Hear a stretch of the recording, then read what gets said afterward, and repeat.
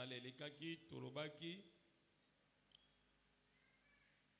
ete progrès spirituel ebandaka ntango moto abotami na molimo. Bongo balobi na biso ete kati na eklezia bato nyonso baza na niveau spirituel moko te. Nzokande kosala ba progrès kati na bomoi na boklisto ezali volonté ya Nzambe. Lelo sous-thème na biso ezali lolenge nini tokoki kosala ba progrès dans la foi. Comment faire des progrès dans le domaine de la foi.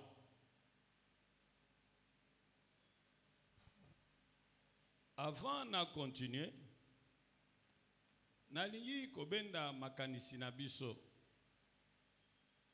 po na eloko moko ya mutuya. Tozali ko remarquer ke bana Nzambe mingi balingi na bango kokola kati na bondimi te. Balingi pe koyeba liloba na Nzambe te.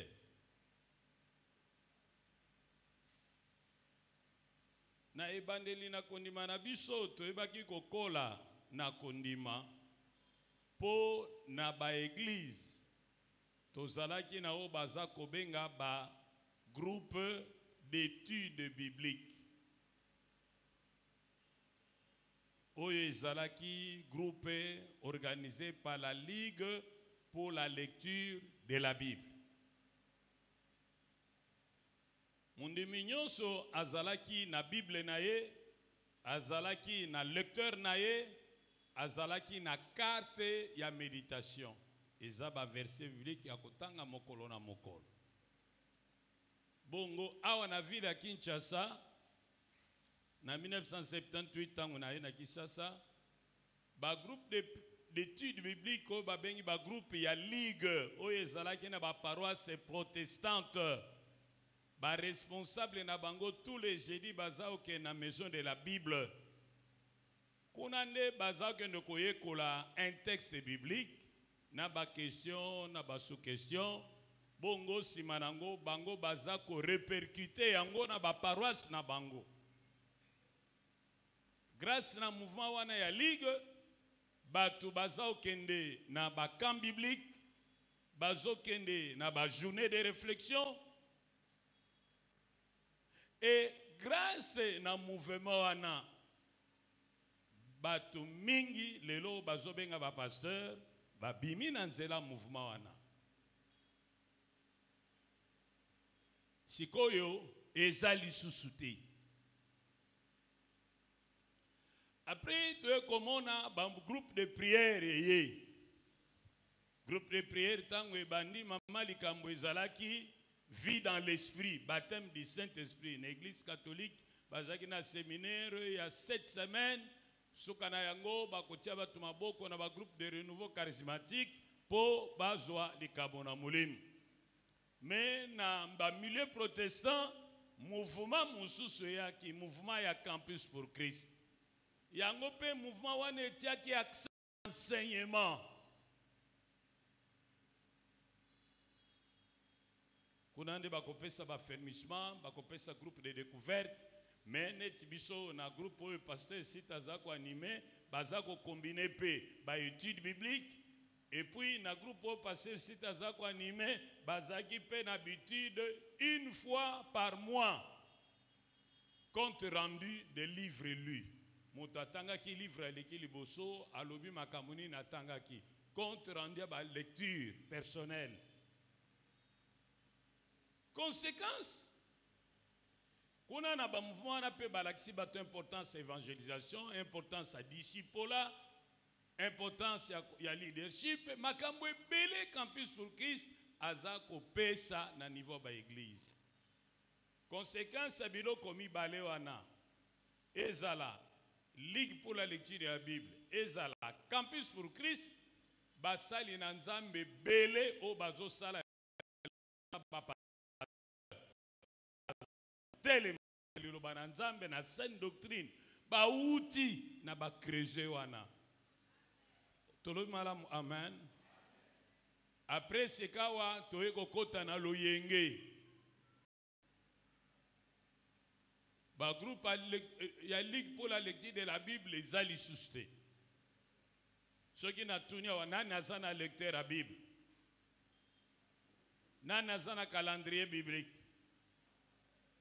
Baza mwa muke. Ceux qui baza 100, toza 100 awa, okomona batono baza 3 4. Nani a mémorisaka un verset biblique chaque semaine, ndenge ba ligueur baza ko sala. Awa ceux qui totuni nani alanda séminaire ya évangélisation, oya sa capable ya komema mutukati na Kristo mingite. Nani aibe ko sala la 4 lois spirituelles mingite. Nani aibe ko sala la brochure ya plénitude du Saint-Esprit mingite. À côté à Ligue pour la lecture de la Bible, il y a Campus pour Christ et Zaki Pen en mouvement moussous au baza kobenga ba navigateur bangope bazaki batu bavandi katina lobananzam. Simana batu nyonso batiaki lobananzambe pe enseignement et lobananzambe au centre tango bango baleki satana ye na loyenge na ye. Satana ye na loyenge na ye. Tokanisi ke kosambeleza koyemba kobina satana ye na loyenge na ye batu balingi susu bible te batie bible mopanzi satana ye na loyenge na ye batu ba cadre bazaki un peu récupéré na full gospel mais kuna pe e ya malili. Tu vas un peu récupérer na women et glo kunape et ya malil. Donc le diable est en train de faire un travail de sape en profondeur. Mais biso tozo salane tu tozo lala. Okomona mutu alobi aza muklish asale bera mbula mais moi tempête muke akei. Non affermi. Au mona mutalobi azamo Kristo asale bera bambula na yebili lobananzambe te. Shikawa loyenge memeli biso prophétie. Loyenge memeli biso délivrance. On veut tout régler par les démons. On veut tout expliquer, toutes nos contradictions, nous voulons les expliquer d'une manière simple, démons. L'homme se vide de toutes parts de responsabilités. Batu, balingi, ba prophétie, même ba fausse prophétie. Et nous avons poussé les kilos jusqu'à fabriquer les miracles. La crise est profonde. Nous devons revenir au fondement. Oh, tout le monde, amen. Même en église, ce que l'on dit, tout le monde a pesi temte. Na lobi na église oyo mwana nzambe nyonso ayebi na église oyo chaque mois tozaka na séminaire biblique nazo obligé ko pesa thème te. Donc mutu nyonso il faut ayeba kozwa ba disposition na ye pour azanga séminaire te pour abakisa likolo kondima na ye boyebi. Oh nalingi toloba malamu amen. Metala bakiti mais soki tolobi batu balingi koyeba Yesu te. Batu balingi pe koyeba nguya na lise kwa ekangami na Yesu Kristo te. Batu balingi bayeba Satana na ba démon. Satana lala kawapi. Satana silika katangu nini. Satana kotra tangu nini. Ba démon baza combien de catégories. Nga bati nanga ngoteka Satana. Nga na za apôtre na ye. Bible alobi na ngai responsabilité eza na ngai. Naeba Yesu pena faire connaître Yesu. Oh, loba bien amen. Biso eloko zo atire biso yango ana koyeba Satan. Eloko mususu zo atire batu koyeba ndenge nini nakoma mutu na mbongo na mukili oyo. La vie abondante, la prospérité. Comme être délivré, de marier des femmes de nuit. Mais la Bible, c'est déjà dans 1 Jean 5, 18. que soko tamboli kati na kobanga nzambe Satana ko simba yo lisusu te. Bon ozoluka soni.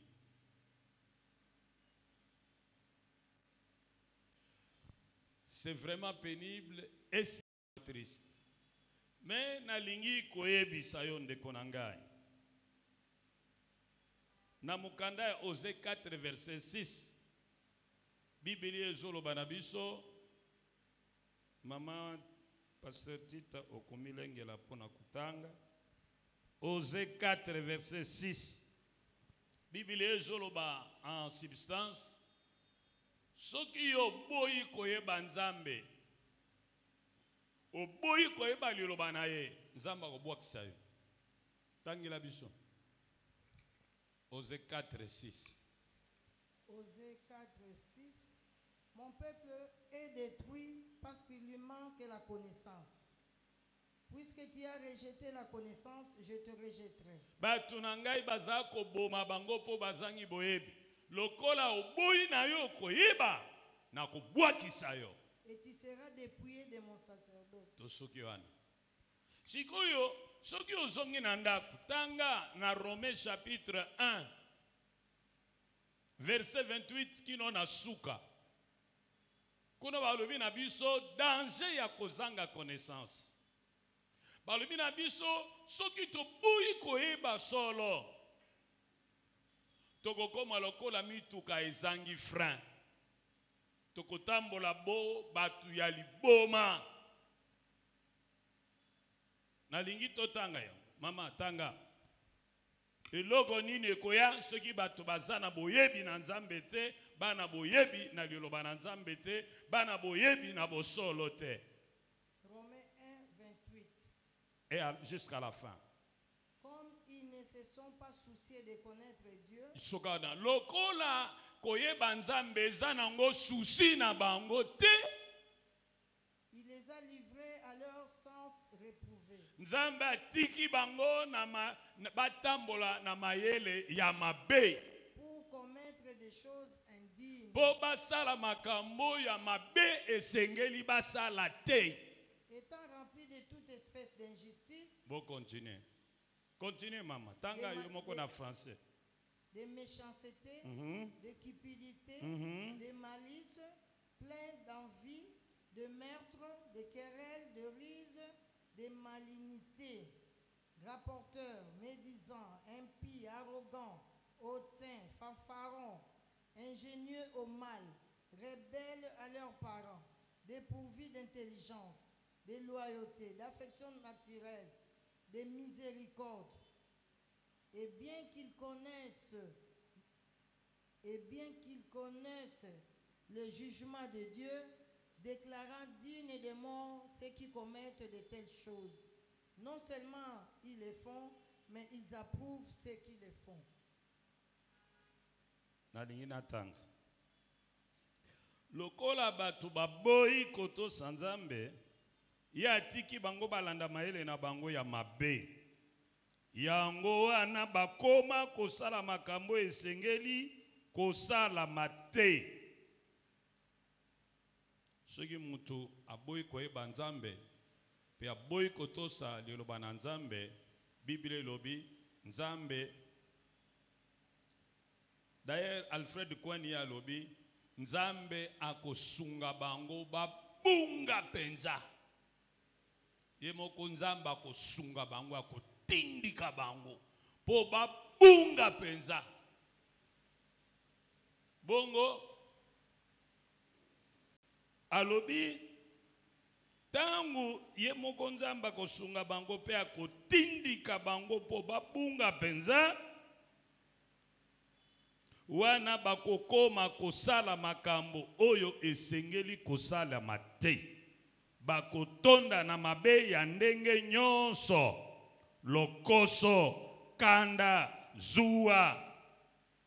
Bakobanda kobomaka bato. Bozomona ndenge kidnapping esalami. Bakoswanaka, bakokosaka, pe bakoyeba kaka kobebisa. Bapanzaka makambo ya songi. batonganaka, bazali banguna ya nzambe, bafinganaka, batondi na lofundo, pe lolendo, balukaka nzela nyonso ya kosala mabe, pe batosaka baboti na bango te, bazangi mayele, balobi sont devenus fous.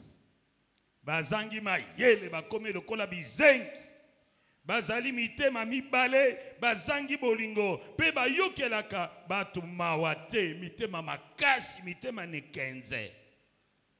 Baebi malamu te Nzambe aloba boye, bato basalaka makambo ndenge wana basengeli kokufa. Ata bongo basalaka kaka makambo yango, pe basepelaka kutu na batu mosusu uyo basalaka ndenge wana.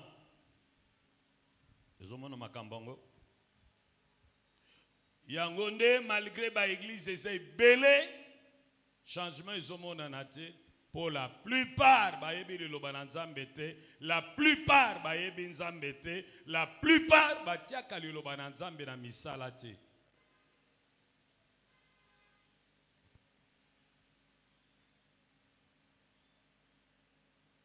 Dieu n'est pas un fétiche et Dieu n'est pas un bouche-trou.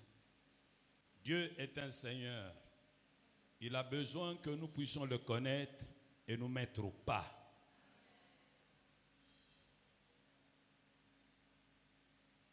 Soki yo tango yo stosala ka séminaire okima ka séminaire donc Nzambe azomona yo omona ka e valeur te attitude na Nzambe vis-à-vis na yo ezali déterminé na attitude na yo vis-à-vis ya liloba na ye. Ogo loba te olinga ka Nzambe me olinga koyeba ete pe olinga kotia liloba na misala te wana eza loisir. Yebselanga moninga no attitude na yo vis-à-vis le loba na Nzambe loba na ye eko déterminer pe attitude ya Nzambe vis-à-vis na yo na ba problème na yo. Soko mona ka loba na Nzambe tina te, Nzambe pa komona ba problème na yo tina te. Kutu akosunga yo obunga obeba.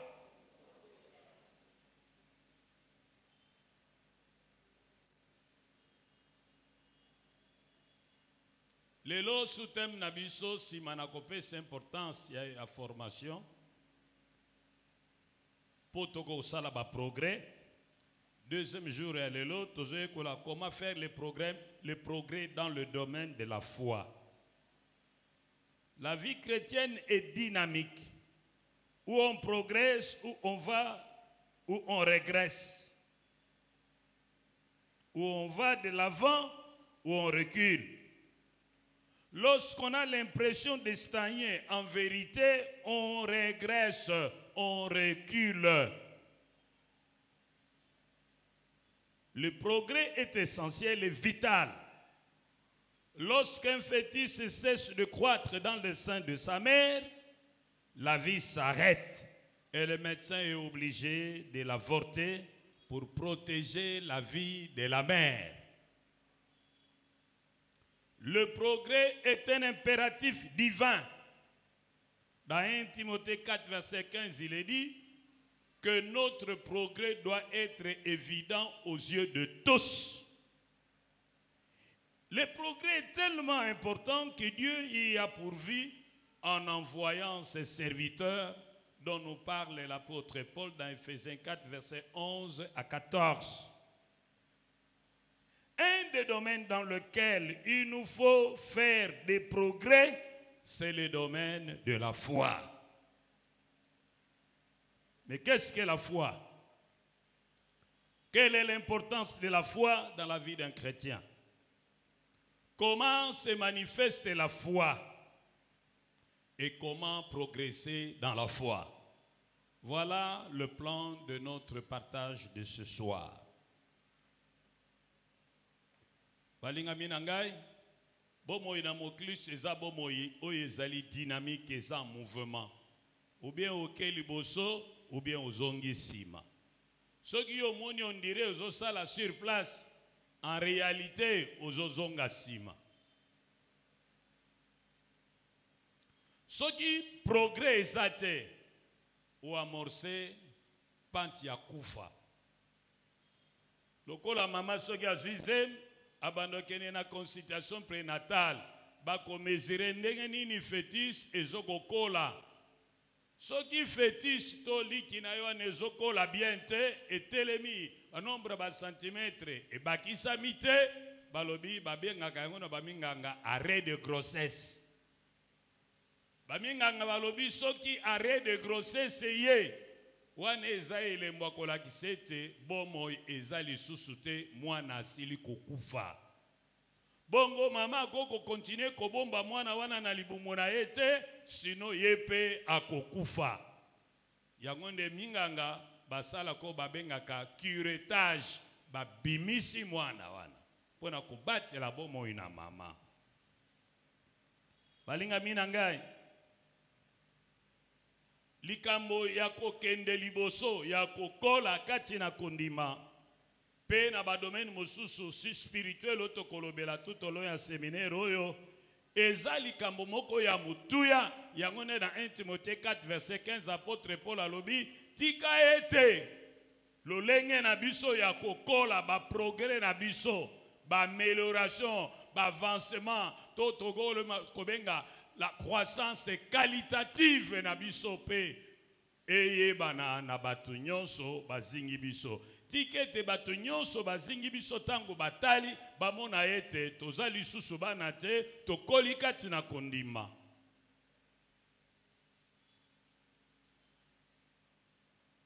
Bongo lelo tolingi koyekola ndenge nini tokosala ba progrès na domaine ya foi. Alors toana ndambo na mituna ekokamba biso tango ezali biso koyekola likambo oyo. Mutuna liboso kondima nde nini? Ya mibale, quelle est l'importance ya kondima? Ya misato, lolenge nini mutu akokola kisa kondima na ye? Ya mine, lolenge nini mutu akokola na domaine ya kondima? Tobandi na premier point. Qu'est-ce que la foi? Mingi batu soki balingi koloba pona oyo etali kondima mingi batangaka Hébreux 11 verset 1. Nani akotangela biso yango par cœur? Hébreux chapitre 11 verset 1. Oui papa, loba?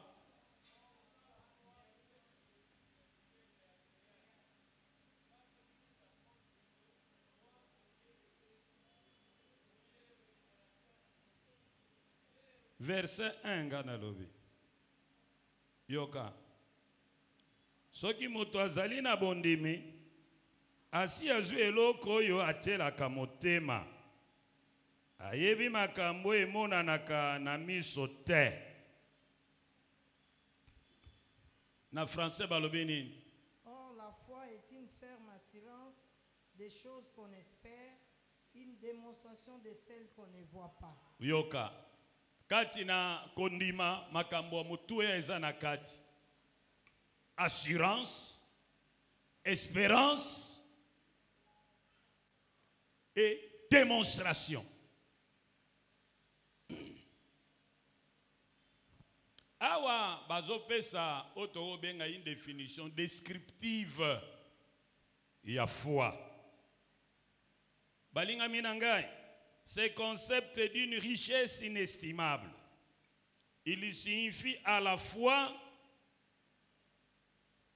plusieurs choses que nous allons développer tout à l'heure. C'est un concept philosophique qui signifie avoir confiance en quelqu'un ou en quelque chose. Ça, c'est sur le plan philosophique. La foi, c'est la capacité de faire confiance en quelqu'un ou en quelque chose. Ça, c'est sur le plan philosophique. Kondima, ezali capacité mutazana ngo ya kotiela mutu motema, to kotiela eloko motema. Et nalingi koyebisa bino, du point de vue philosophique, la vie n'est pas possible sans la foi. Yo vandi na kitu wana ozobanga te pona nini? Poza na confiance kitu wana ekokwisa yo te. Yo ke na classe ofuti mbongo bana na otindi mwana na yo. Ok, otiki ye na première année balakisaka IOE. Pona nini ofuti mbongo? Pe pona nini otiki mwana? Poza na confiance ke esika wana bakolakisa ye kotanga pe kokoma. Moto soki azobela balobi ifo bapasola ye appendicite akofute bele na mbongo bongo bakolalisa ye akobanga te komitika na maboko ya munganga oyo aza ndeko te afungula libumu na ye po aza sûr que aza capable ya kofungula pe ya kokanga. Soki oke ofuti mbongo na Air Congo Laki babengi yango Laki Congo Airways ou bien tozwa po na ebite soki kimpa vite epumbwaka po babanda kotindi kango kimpa vite kufa c'est bon oke futa mbongo na Ethiopian Airlines balibino kolonga okende Zambie $1,400 ozwe bela mbongo pesi ba peso mwa papier kaka.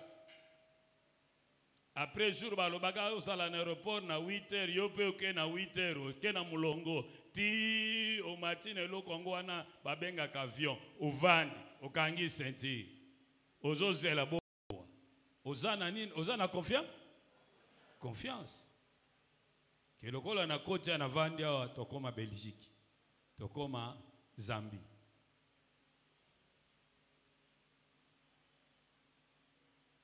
Na lingito lo malamu amen. Ozomela koko fungoli oyebe sika basali yango te. Ozomela obanga te poza na confiance. Ozo mbongo noge kotika na banque ovandi no salela kate banque azo déficit yango ozo ba bénéfice yo vanda no calme poza na confiance. Yebisa moninga no sans la confiance la vie est impossible. Même na libala so uzana confiance na moi sino te obeli abimo okomoke no landa lande na sim komoke no landa okozo attention na yoko koma tensionné na lingito lo malamu amen. Une vie sans la confiance est un enfer, c'est impossible. Obela liboma. Mais mo wana babengi foi ezali pe appliqué à la religion. Ces mots s'appliquent aussi à la religion et signifient notamment 1. La confiance est sans réserve mentale en Dieu et en ses promesses. Lorsque nous parlons de Dieu, c'est en rapport avec ses attributs. Confiance sans réserve mentale en Dieu et en ses promesses. Je crois que Dieu est ce que la Bible dit qu'il est. Je crois que Dieu a ce que la Bible dit qu'il a. Je crois que Dieu peut faire ce que la Bible dit qu'il peut. J'ai confiance. Je crois que Dieu est capable de réaliser ce qu'il a promis. Parce qu'il est fidèle. Parce qu'il est tout-puissant. Parce qu'il est vrai. Et parce qu'il est amour. Otolobi malamu amen. Balubi na biso.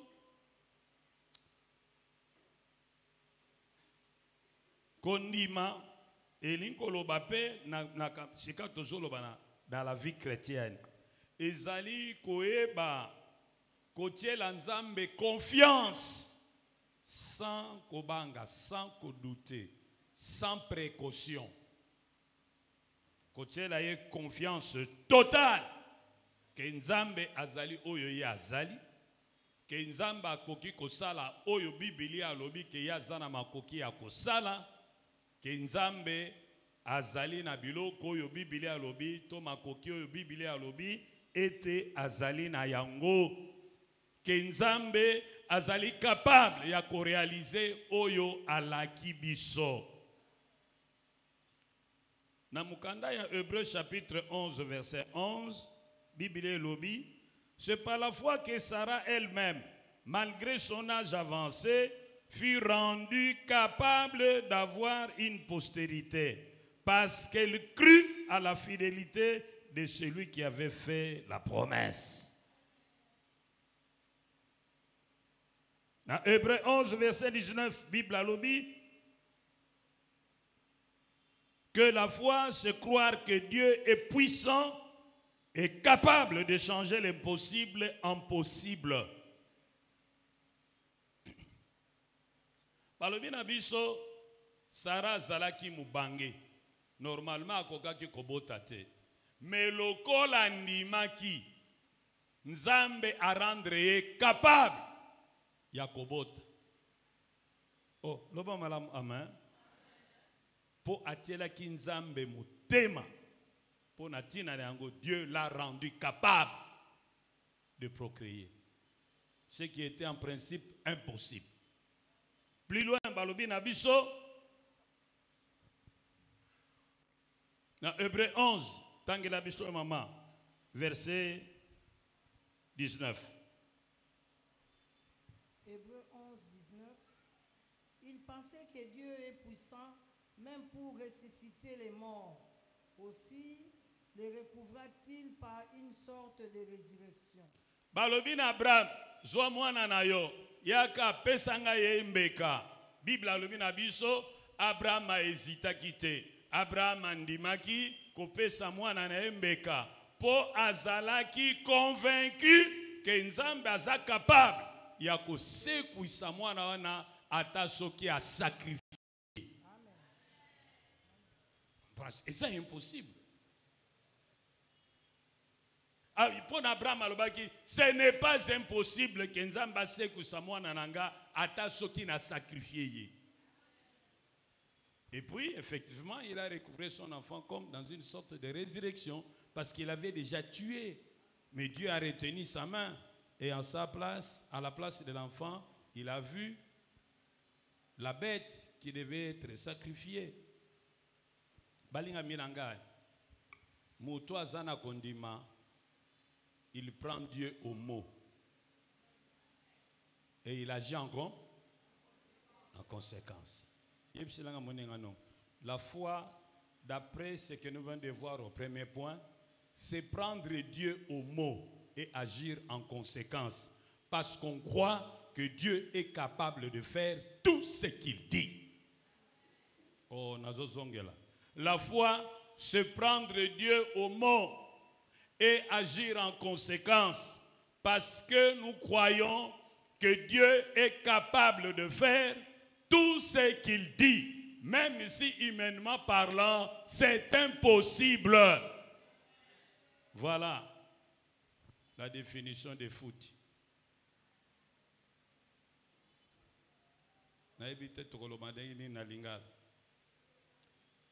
La foi, c'est prendre Dieu au mot et agir en conséquence. Même si cela est humainement impossible. Mutazana kondima, ye soki nzamba lobi andimi, pe asali ndenge nzamba lobi. Soki balobi ne esali makatol bi naza kuna te, nzamba sa loba. O eza impossible pa bato, eza possible pa nanza. Deuxième aspect, il y a foi. La foi, c'est une conviction. Yangonde Balobi est une ferme assurance, une certitude intérieure. Une ferme assurance, une certitude intérieure. Que quelque chose vient de la part de Dieu. Une certitude intérieure que Dieu va faire quelque chose. Une certitude intérieure et aussi une attente de quelque chose de la part de Dieu. La foi, c'est attendre de voir Dieu agir selon sa parole, selon ses promesses.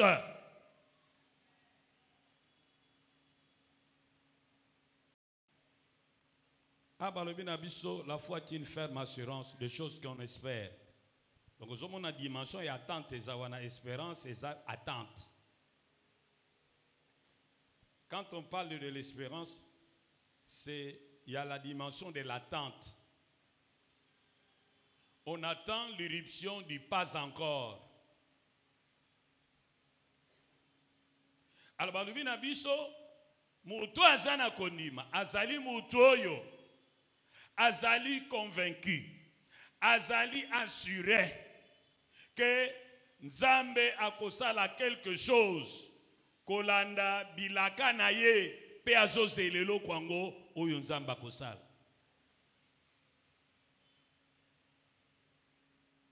Soki mutu azana kondima, tango akei babondela po na ye, aza sûr que Nzambe asaloba abikisaka babeli. Pe ye alobi naza convaincu awa que soki ba simbinga Nzambe akobikisanga. Oh, loba malamu amen.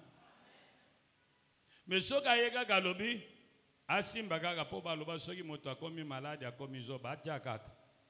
Nebite soki ekosala. Là ça ne marche pas. La foi est une assurance.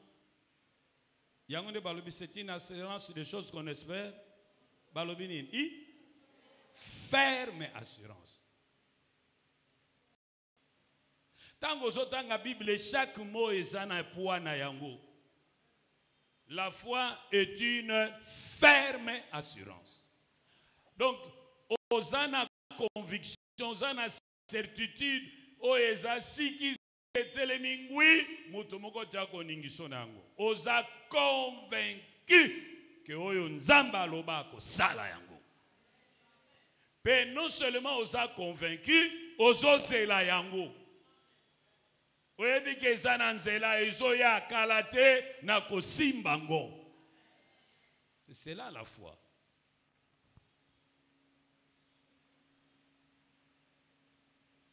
Oyebi tango kotanga na mukanda ya Marc 9, na Matthieu 9 pardon. Na Matthieu 9 verset 18 à 22. Kona basolo bana biso pona mwaso aza kotanga makila. Bible alobi mwasi wana amilobelaki ye moko na se ya motema ke soki na simbi robi ya Yesu na kobika. Pe akendeki ya simbaki robi ya Yesu. Nguya ebimaki kati na Kristo. Pe Yesu atuni qui m'a touché. Mwasi wana aza kolenga. Alobi ngai. Alobi ta foi ta kende na yo. Oh, loba malamu amen. Mama tangela biso yango.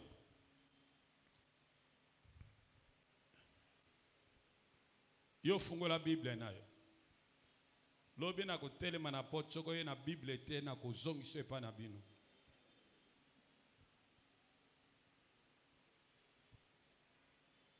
Matthieu 9, 18 à 22.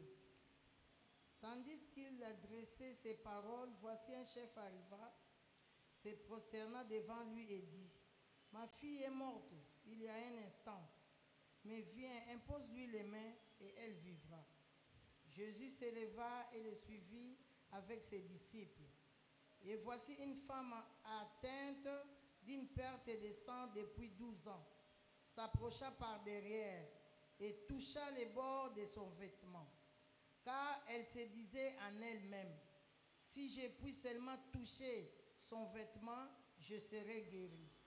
Jésus se retourna et dit, en la voyant, prends courage ma fille, ta foi t'a guérie. Tolobi malamu, amen.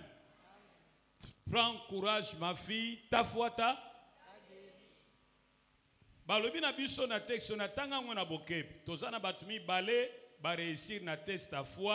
Pe bazui oyo bango bageno koloka epai na Yesu. Moto aliboso papa wana ni akufi. Aza malade, c'est ça. mwana ne aza malade asili kokufa mais atako akufi humainement parlant esili mais ya lobi jamais même soki humainement parlant c'est fini même si humainement parlant eza impossible mwana asekwa lisusu mais nga naza convaincu que soki nake epai na Yesu na ebise likamwa mwana na ngai Yesu soki aye Yesu soki atie loboko mwana na ngai akosekwa. Amen. Quelle foi!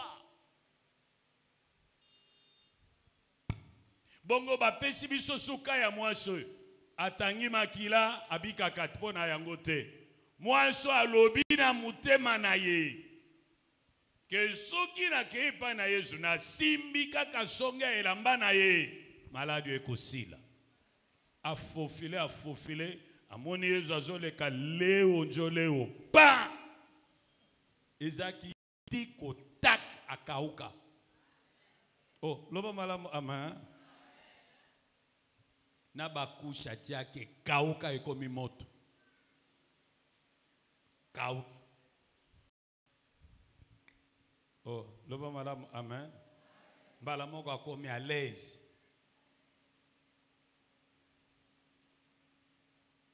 La foi balinga mina ngai ce que tu dis dans le secret de ton cœur que Dieu est capable de faire et que tu es sûr de voir se réaliser.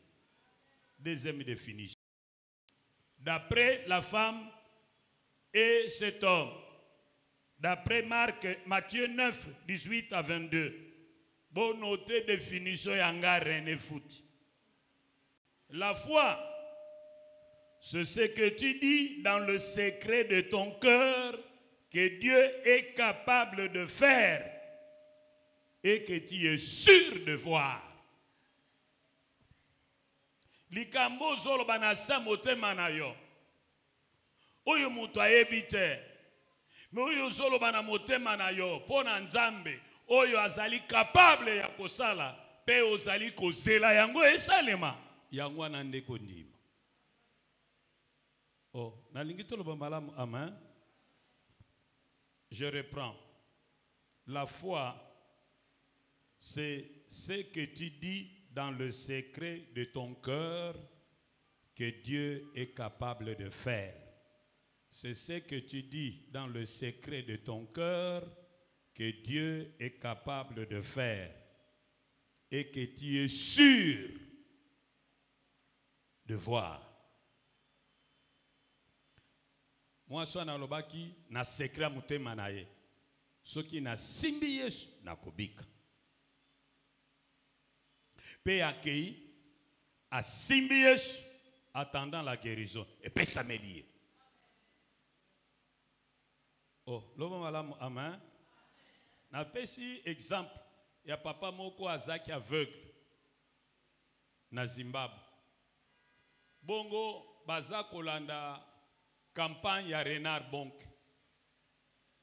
Ye aveugle nanda kuna azoka ba témoignage ba pofo ba moni bakoka batamboli bababa balobi bato bayoka kate bayoki abi non non non non non non non non non non non non nzamba zo sala makambo boyekino lelo totanga kwa na Bible tomona ka ndire masolo nzoka nde comme réalité en tout cas le bien à mwana ne photo ke ninga pe funa koma batambola na makolo pendant 3 jours.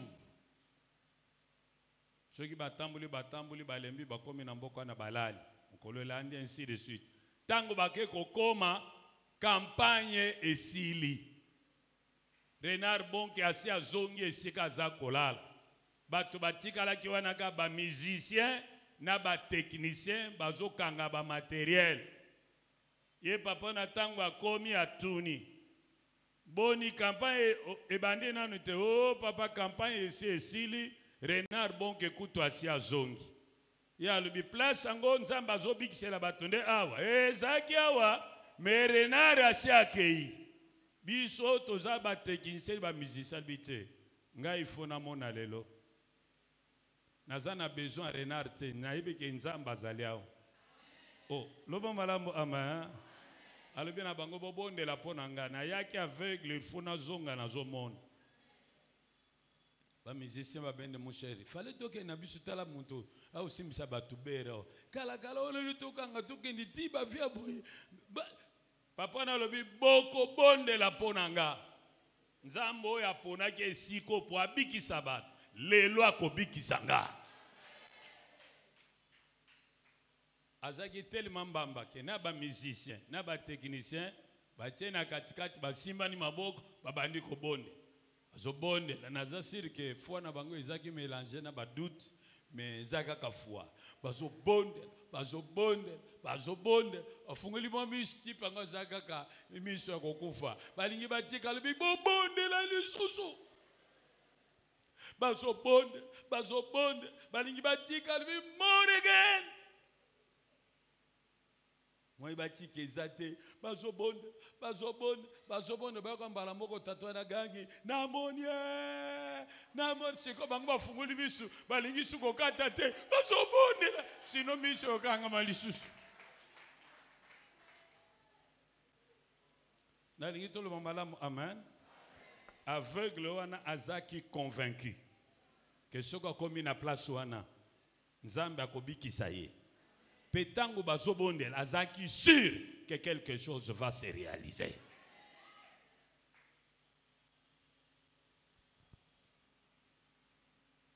Même soko tangi na Acte chapitre 3 verset 1 à 11, paralytique wana liboso ya temple, tango amoni Pierre, amoni bapostole, alobi na bango, aimilobi awa sûrement nazobenda, atandi loboko, bongo bapostole balobi na ye, tozana mbongo na palata ya kopesa yote. Mais oyo tozali na yango, Bible alobi na biso, mutuana a fixé missionnaire epai na bango. Piesa kozela kozwa quelque chose. Mama tanga yango. Acte 3, 1 à 11. Pierre et Jean montaient ensemble au temple à l'heure de la prière. C'était la 9e heure.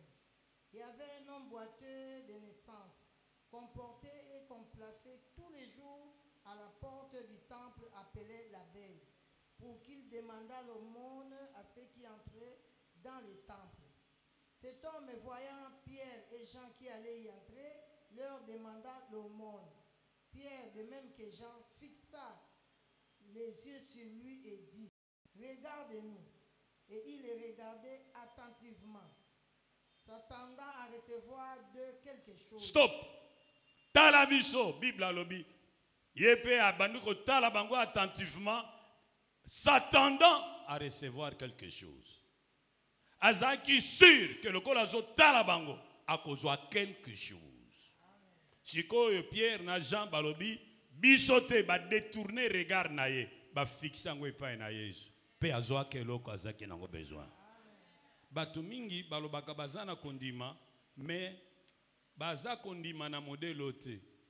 Kondima elinko lobete na sa motema na yo loba ke lelo o nazo senga ekopesa melanga.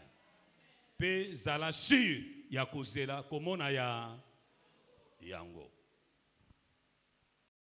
Troisième dimension kaka ya foi. La foi, c'est la confession. C'est une déclaration. Dire tout haut, proclamer ce qu'on croit que Dieu est capable de faire et que nous attendons de lui. La foi, c'est dire tout haut, virgule, proclamer ce qu'on croit que Dieu est capable de faire et que nous attendons de lui à cause de sa promesse.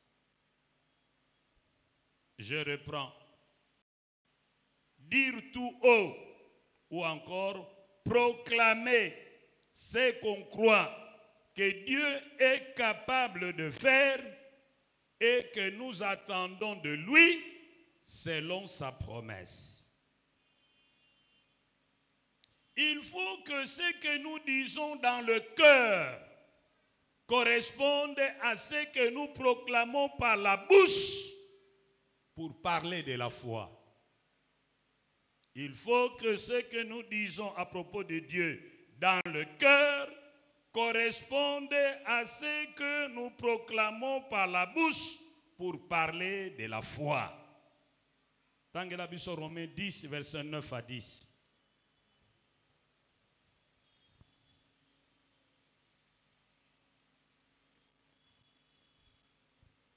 Romains 10, verset 9 à 10. Si tu confesses de ta bouche le Seigneur Jésus, et si tu crois dans ton cœur que Dieu l'a ressuscité des morts, tu seras sauvé. Aba lobi na biso makami bale. Soki ondimi na motema na yo. Reprends. Si tu crois. Ok. Romains chapitre 10. Verset 9. Si tu confesses de ta bouche le Seigneur Jésus, et si tu crois dans ton cœur que Dieu l'a ressuscité des morts, tu seras sauvé. Soki na motema na yo ondimi ke Nzambe asekusa na bawa pe na bibebu na yo otatoli ke Yesu aza mokonzi okobika. Ozomona toza na deux instances, le cœur et la bouche. Dans le cœur, tu dois croire, tu dois faire confiance. Au niveau de la bouche, tu dois déclarer ce que tu crois en rapport avec Dieu. Il faudrait que ce que tu crois dans ton cœur en rapport avec Dieu et ses promesses correspondent à ce que tu déclares de ta bouche en rapport avec Dieu et ses promesses. Mais s'il y a une différence entre ce que tu crois dans ton cœur en rapport avec Dieu concernant ses promesses et ce que tu dis de ta bouche en rapport avec Dieu et ses promesses, s'il y a contradiction, tout est annulé comme le col à plus 1, moins 1, égale 0.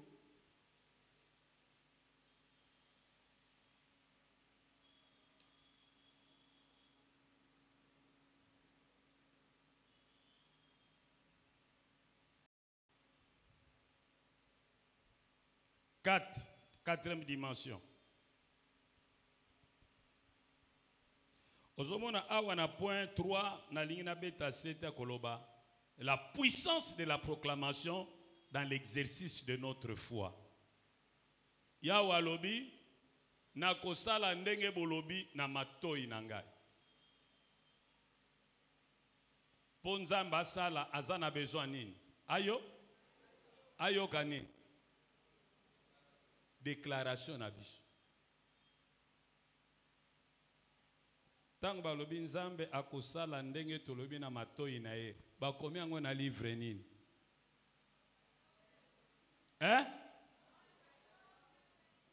Nombre 14, 28. Loba na muninga no Nzambe akosala ndenge lobi na matoi na ye. Loba ne? Siko loba na muninga no, la proclamation a un pouvoir.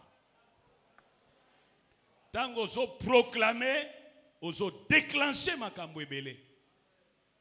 Oh, loba malamu amen. Pona nini nguya ezali na proclamation? Pona nini? Parce que Nzambe alobi akosala ndenge to déclare. Papa, quand on a posé une question pour répondre, c'est qu'on a changé. Et comment compliqué bino? Zozongela. Nzamba lobi, na nombre 14, verset 20. Na kosala, ndenge bo déclaré, na mato. C'est qu'on a tourné. Dans le Bible. Pourquoi dit-on qu'il y a un pouvoir dans la proclamation? Parce que Dieu agit conformément à ce que nous déclarons. Yesu akutani na figuier. Ageko lukambuma, azumbuma te. Yesu a déclaré, yo figuier, kobanda lelo, mutakobuka sumbuma epai na yote. Bakena bango. Mokolo elandi, baleki wana bapotre bamone tenzete kauki uta misisa tina bitape nyose kauki on dirait beteli kake. Muse, tala nzeto laki mabelo, tala nenge kao. Yesu alobi na Marc 11, 23-24. Soki bino, bozana kondi. Ata Esaïa muke lokola grain de sénévé. Bolobi na montagne. Yo montagne. Tombwama mibwaka na ebale. Soki bo dutete na motema na bino. Kasi bondimi ke oyo bino bolobi ekosalema. Nzambe akosalela bino yango. Zwa Bible na yo. Marc 11.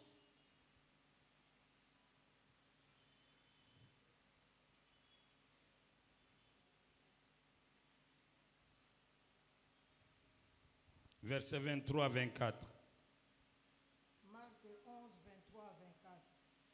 Je vous le dis en vérité, si quelqu'un dit à cette montagne, ôte-toi de là et jette-toi dans la mer, et s'il ne doute point en son cœur, mais que ce qu'il dit arrive, il le verra s'accomplir. C'est pourquoi je vous dis, tout ce que vous demanderez en priant, croyez que vous l'avez reçu et vous le verrez s'accomplir. Nous arrêtons là-bas. Nakotanga na lingala, malembe. Yebisa muninga no yoga papa pasteur, lobane yoga papa. Tika kotanga Bible na yo yoka ngai kaka sikao.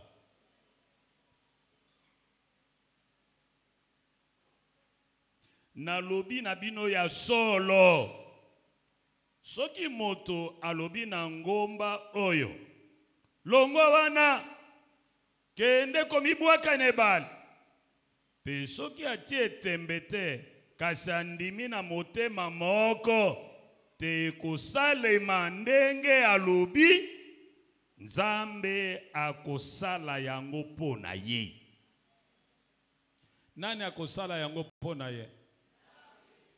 Pona nini? Po alo? Pona nini? Alo? Biso sika tolobi non seulement alobi pona nini po a déclarer. A péché ordre. A déclaré. Yongomba di. Terema mi bwagere ba. Pe andimi ke lokola na sena lobi nzamba akosala, nzamba ko récupérer akosala.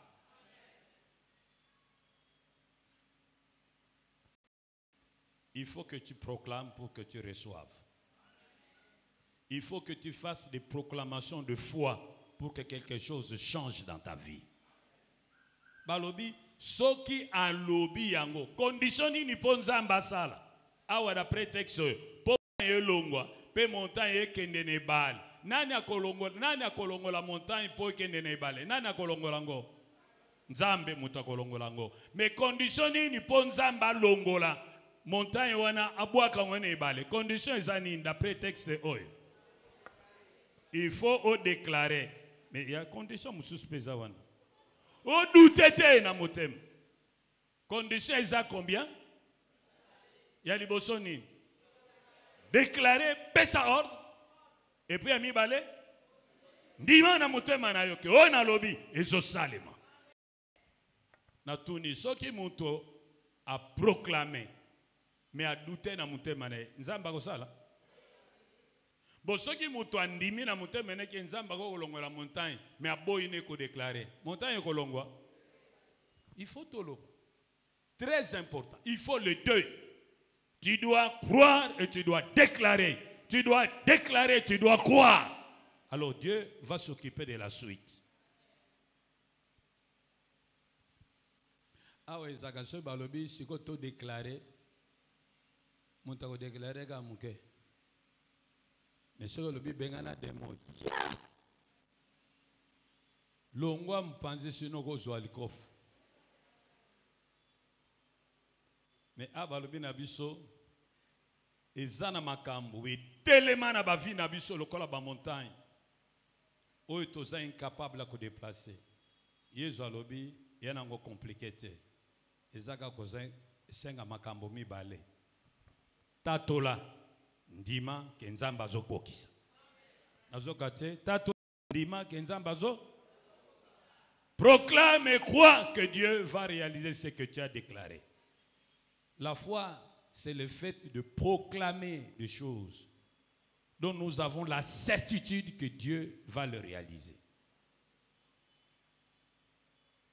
Tango alobi montagne, awa eza koloba ba problème o eza inamovible. Ba problème o etelema banda kala eninganaka te, esilisa bato mayele, esilisa bato mbongo, esilisa bato makasi, esilisa bato esengo, elongola bato kimia, ekata bapongi na bato. Makambo wana soki eza na vi na yo, Yawe alobi, pesa yango mitindo, pe ndima ke Nzambe akosala oyo olobi.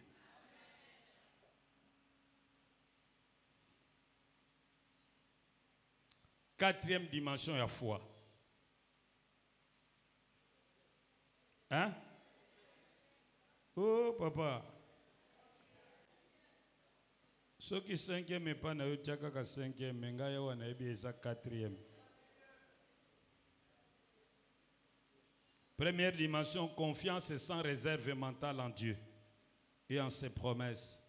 Deuxième chose, conviction, assurance, certitude intérieure. Troisième, confession, déclaration. Cinquième, cesser confier, s'abandonner. Et quatrième, cesser confier, s'abandonner à Dieu. Accepter de dépendre de lui, compter sur lui. Laisser sa volonté s'accomplir. Ndenge Maria alobaki na Luc 1, verset 34 à 38. Après avoir posé plusieurs questions pour essayer de comprendre ce que Dieu allait faire dans sa vie, elle a trouvé que son intelligence était limitée. Au nom de la foi, elle a dit que cela soit fait selon ta parole. Koloba ete na mayele na ngai ya bomoto na sosolite ndenge nini likambo ekoko changer, ndenge nini likambo ekoko sila, mais naza na confiance na liloba oyo elobami. Tia confiance na yo na liloba na Nzambe. Tia confiance na yo na Nzambe pe bilaka na ye.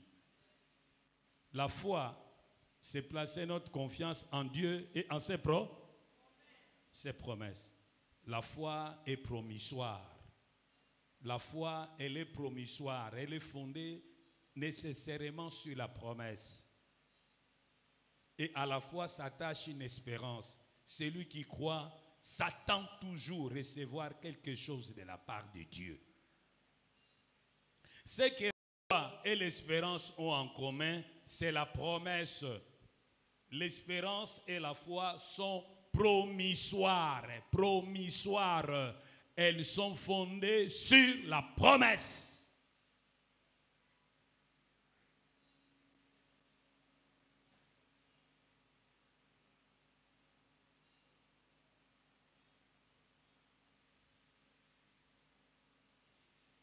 Je vais aborder ces points et puis je vais m'arrêter. Quelle est l'importance de la foi? La foi est un concept très important. Il apparaît plus de 458 fois dans la Bible. Plus de 458 fois dans la Bible.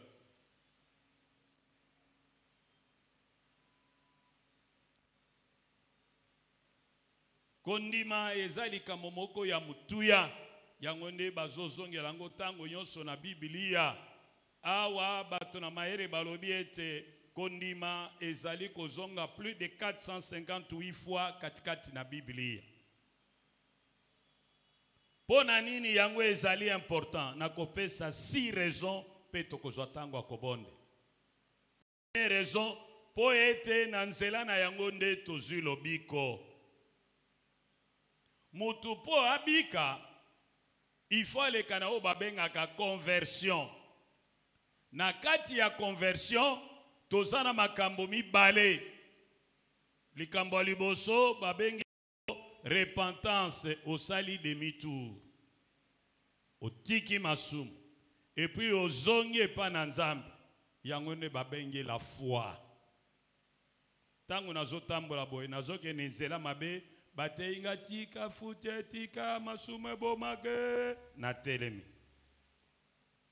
na baluki na pesi masumu mukongo yango wana babenga karepa siko na bandi kozonga epai na yao le fait ya kozonga epai na yao yango ne babengi la foi.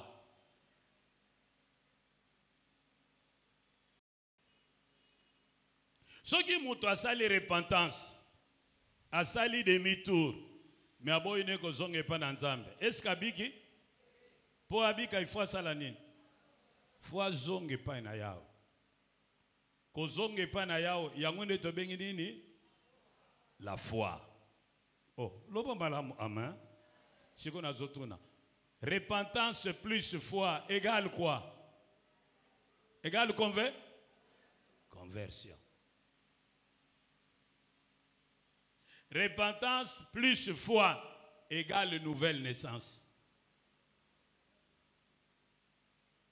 Oh, loba malamu amen.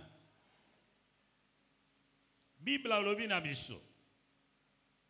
Na Éphésiens, chapitre 2, verset 8. C'est par grâce que vous êtes sauvés au moyen de la foi. Ce salut ne vient pas de vous. Ce n'est pas le résultat de vos efforts, afin que personne ne se glorifie. C'est un don de Dieu. Tangela biso yango mama tit. Éphésiens 2, verset 8. C'est par la grâce que vous êtes sauvés, par les moyens de la foi. Et cela ne vient pas de vous, c'est le don de Dieu. Ce n'est pas, continue. Ce n'est point par les œuvres, afin que personne ne se glorifie. Voilà. Ce n'est point par les œuvres, afin que personne ne se glorifie. Nakotanga yango na lingala. Éphésiens 2, verset 8 et suivant. Ya solo bobiki pona bolamu ya Nzambe. J'aurais voulu qu'on dise bobiki ngolo ya Nzambe po bondimeli ye. Kobika wana euti na bino te kasi ezali likabo ya Nzambe. Euti na misala na biso te boye moto moko te akoki kobeta tolo. Amen. Tobiki sami na ngolo na Nzambe. Meloko epesi biso nzela ya kosimba ngolo na Nzambe ebikisi biso babengi eloko yango kondima. Ici on voit la foi est instrumentalisée. Mais ce qui nous sauve en réalité c'est la grâce. Mais nous nous saisissons de cette grâce par un instrument qu'on appelle la foi. La foi joue un rôle instrumental. Na luka image. Soko okei balubi na yo ozoki na libende. Il faut bapesa nini soko ozoki na libende. Tonga bapesa tétanos. Nazo zongela soki ozoki na libende okei na hôpital bakosala nini? Bakope soto tonga nini? Voilà. Tonga ya anti-tétanos. Alors, kisi oyo babengaka anti-tétanique, oyo bomaka microbe ya tétanos. Kisi wana ezaka na mwa flacon, mwa ampoule. Munganga infirmier akobeta mwa ampoule wana. Bongo azui serenge na ye. Akotse na mwa ampoule wana bendi kisi wana. Adubino pesa sim. Ba tubio yangu. Chiu.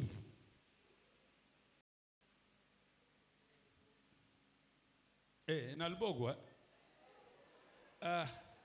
ngana koboma batu n'hôpital Mama tita lobina loboko. Pesa loboko. Pesa loboko. Chiu. Nazo tuna. Nazo yoka bien. Kisi wana yango no babengi grâce. Tonga wana yango babengi foi. Siko nazo tuna eloko nini ebikisi yo. Tonga to kisi. Eloko nini protéger contre tétanos. Tonga ou bien kisi? Kisi. Siko na lubikiswa na kombo na ngoni ni gra. Bongo tonga we kotsi grâce katikati na kombo na ngoni ni foi. Donc tozo bela biso nyonso maladi ya masumu, masumu ebomaka. Même nga na sala ka masumu. Oyo soko sala kate ça va. Nzamba zo lukumu. Mais en tout cas nga na yebiam. Ya ne lokola na yebi ki masumu ebomaka. Pour Bible le salaire du péché c'est ya one na keneke na ngano bi Yesu yokela nga mawa. Na baluki na zonge pa na Yesu tanga na zonge Yesu albimbo nazo peso tonga lokola o memelinga kondima nayo sika nazo peso ngolo grâce ekoti papa nazaya kobika nazaya kobika.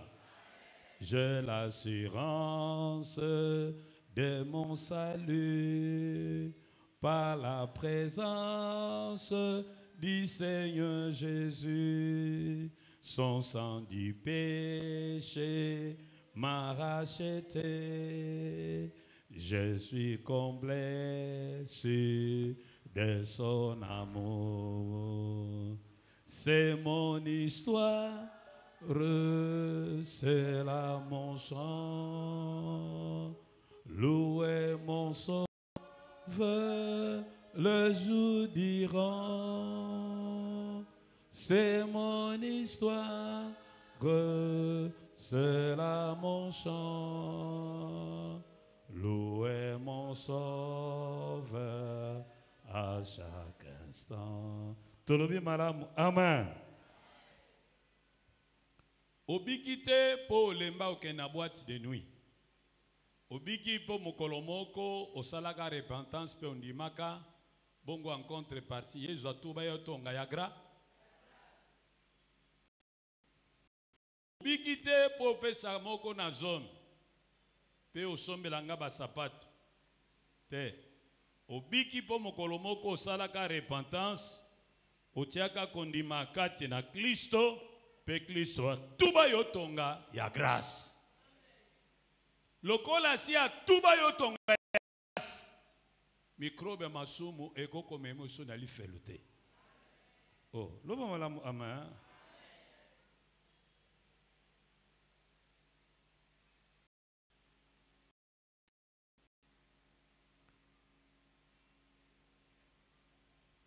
Balobi na biso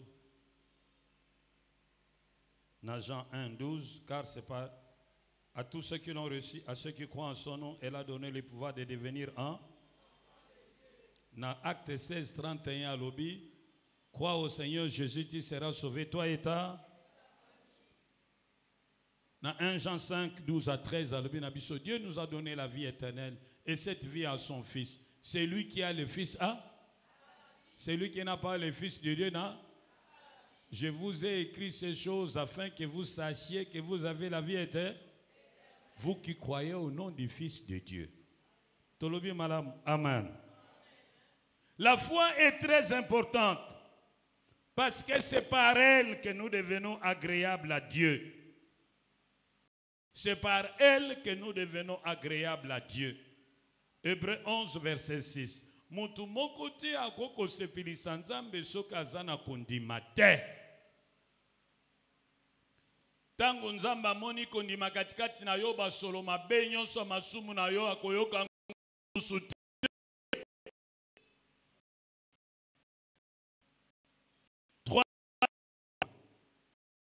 Kondima ezali très importante parce que ezali bobele yango nde pesaka nzambe nzela ya ko répondre na ba prière na biso. Yango kaka epesaka nzambe nzela à répondre na ba prière na biso. Jacques 5 verset 15 et suivant. Sans la foi, prière mon côté, nzambe aebi ko répondre na yango. Kondima nde pesaka nguya na losambo. Quatrième avantage. Kondima yangonde epesa kabiso elonga likolo ya Satana pe bademona na ye. kondima epesaka biso elonga likolo na Satana pe bademona na ye. Balobi na biso na 1 Pierre 5 verset 7. Balobi na biso Satana aza koluka ya kolia lokola nkosi oyo aza na kanda. Kasi bino botelemela ye na kondima oyo etelemi ngwi ya kokima bino musika. Oh, lobo malamu, amen. Résistez-lui avec une foi ferme et il fuira loin de vous. Bible alobi, tala bilembe kolanda bato bandimeli ngai, bakotia maboko na babeli, pe babeli bakobika, bakobenga na milimu mabe, pe milimu mabe kotosa. Tu as un pouvoir, toi qui crois. Yangone na Jean 1 verset 12 alobi, mais à tous ceux qui l'ont reçu, à ceux qui croient en son nom, il leur a donné un pouvoir de devenir enfant de Dieu. Tout enfant de Dieu est doté d'un pouvoir. Oyeba yango te. Au nom, kaka na kondima na biso wana, tokoloba na Satana koyawa te, telemela kuna ko telem. Kaka na biso tokoloba na milimo abe biba akobiba. Soko zinda ko yasika. Kokufela ka te peinture, oh basala peinture ndako, oh elle est chouette cette maison. Qu'elle est belle. Je suis content d'entrer dans cette maison. Ça va. C'est combien la garantie? 3 mois de garantie locative et 3 mois de paiement anticipatif. Papa, autant aussi. Après, au tindi bato, allez nettoyer la maison. Allez nettoyer la maison, il faut bien la nettoyer. Allez, nettoyer. Allez, loué moutou, kabake, bakoti biloko, bokoti bovandi. Yo yebi ba kipanda kwa navan yo ya. Ukabulanda kwa. Yo soko koti exercer autorité na yo. Lobanga na futinda.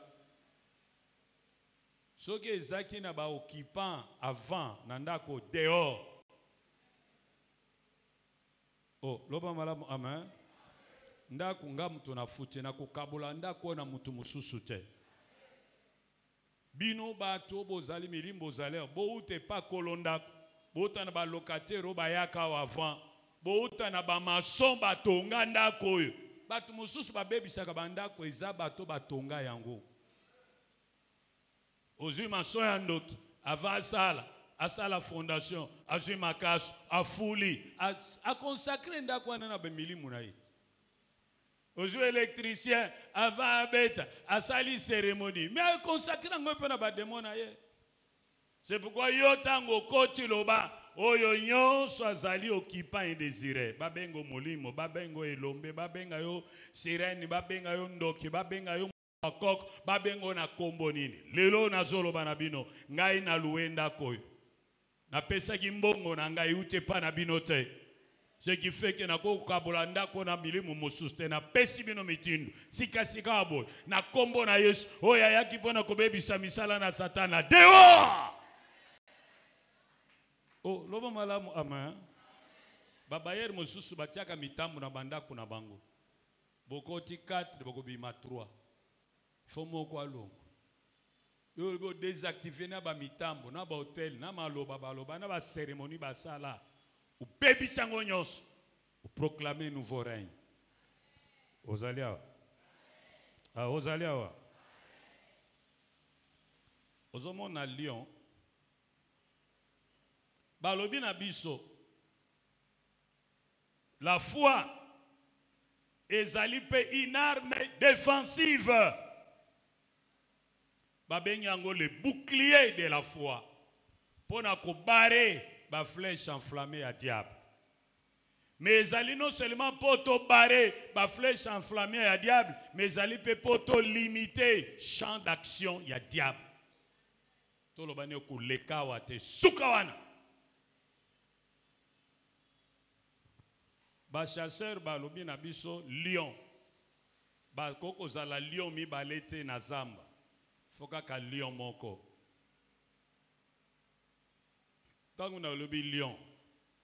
Encore soane ya mwasi to ambali. Hein? Oh, il faut te bana bien. Bon, monsieur Azokan Sanalo, Bankosia Moisi. Kosia Moisi va bien again. Lion. Voilà. Lion a go vanda ici, bako vanda bangomi balé le pango mon côté. Il faut moko abima. Ce qui se ko Lion a koti na concession moko na zamba moko boye pe alingite Lion mususu akota, il faut apekisaye. Pour apekisaye akosuba. Atamboli asubi. Atamboli asubi. Atamboli asubi. Atamboli asubi. Atamboli asubi. Atamboli asubi. Atamboli asubi. Atamboli asubi. A clôturer terrain na ye. Oyangai. Ba lion bokota na bino. Mais lion mususu kaya qui solo masuba a changé de direction. Ayebi que ça déjà occupé. Loba na munenga na yeba ko délimiter parcelle la vie na yo loba ne. Na maloba na yo. Na zoloba. Mwana nanga moko tia kobala moto abonganga. Mwana nanga moko tia kobala ndoki. Mwana nanga moko tia kobala moto azana nkodia. Mwana nanga moko tia kobala moto balakela mabe bo bakufa avant l'âge na pekisi yango na kombo na Kristo. Malobe kozala se bongo aussi longtemps Yesu avandi na kiti na boko etikali. Siko mwana no azana katikati. Soki bato modelo yo déclaré balingi bakota.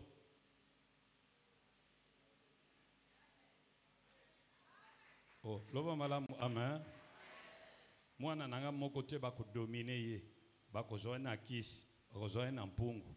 Ata soki batie na mulange ko pasuka. Mwana nanga moko te bako teka ye po bafuta nyongo. O bazwa na moito na butu. E kotika la kosale mate. O ya zwa nyongo na ye akofuta na mutu ya ye. Papa, c'est clôturé. Et puis au signon lobby, makambo na lobby, et kotika la ndenge na lobby, aussi longtemps Yesu avandi na kiti na boko, et tika li bongo. Po ba changer ngo Yesu alongo na ki? Nana go longo la ye. To lobby malamu. Amen. Sixième et dernier avantage. La foi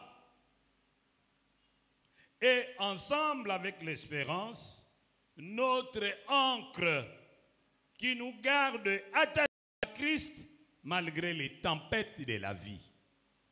La foi ensemble avec l'espérance constitue notre ancre qui nous garde attachés à Christ malgré les tempêtes de la vie. Hébreux 6, 19. Masuwa nyonso soki ezotambola soki ekomi na libongo babwakaka longo longo ikende kokanga eloko babengaka pied bakanyango esi ti bozoki tsaka bino biloko eza ya kokangama soki mbule ye mbonge ye mupepe ye est-ce que masuwa ekonana Ekochol, pardon. Est-ce que ma soeur ekochol? Ekochola te pona nini? Polongo eka? Ekangyango. Biso pe bavi na biso eza lokola ba masuwa. Mi pepe ya mabe ekouta bipai pai. Mais longo na biso nde kondima. Ekanga biso na Yesu. Ata iye. Na kotika te. Ata bapasi, ata minyoko.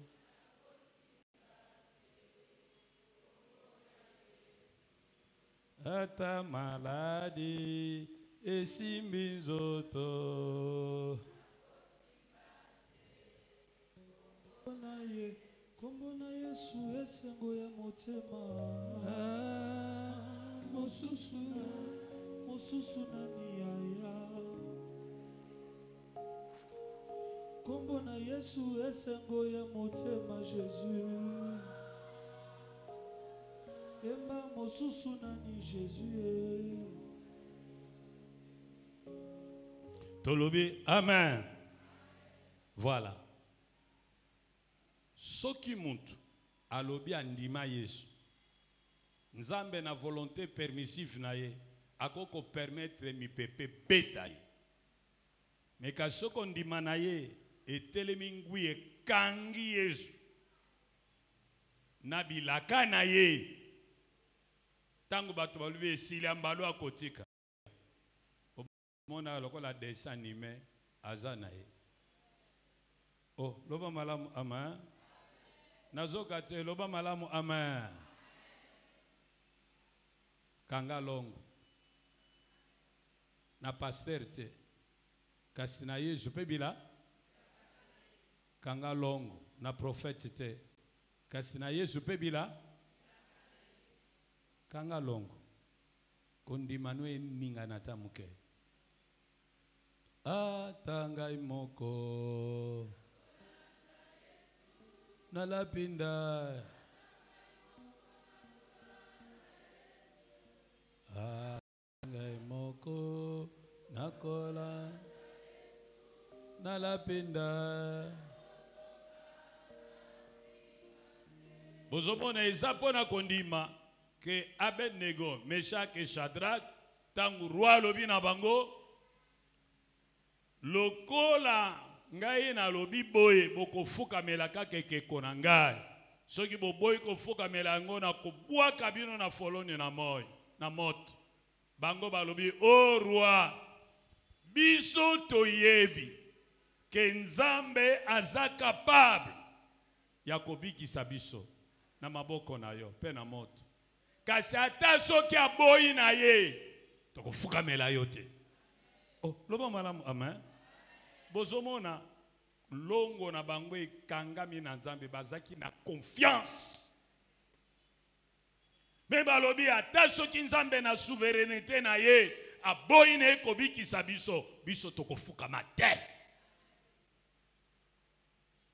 Roi pe alobi na bato bon mema bango bobwaka bango. Bible alobi na biso ba chauffaki libulu ya moto 7 fois. Basoda o bakene ko bwaka bango na moto wana bakufaki na mulunge bango bakiti na moto basinga na bango ekatana na kati ya moto ezopela bazozika te. Oh nazozongela ezopela bango bazozika te. Roi alali bien te na tongo alamuki age kotuna boni boni bozana bomoye lo tozana biso tozali awa atala boy bango misato mutomine ako d'après bino mutomine wana nde nani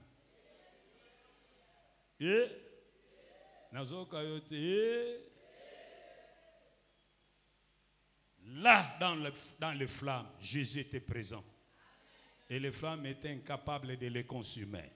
Ils sont sortis de là, bayoka bango solami lingate. Bilambana bango ezikate. Bazaki normal. Alléluia. Tikanzambe abate la kondimana yo.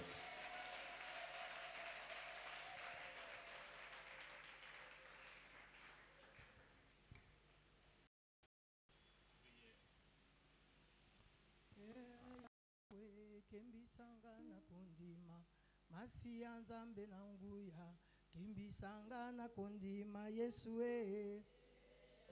Yawe kembisanga na kondima masi ya Nzambe na nguya kembisa akembisa atondisa te akembisa ozana ngo deja Yawe kembisanga na kondima masi ya Nzambe na nguya kembisanga na kondima Yesu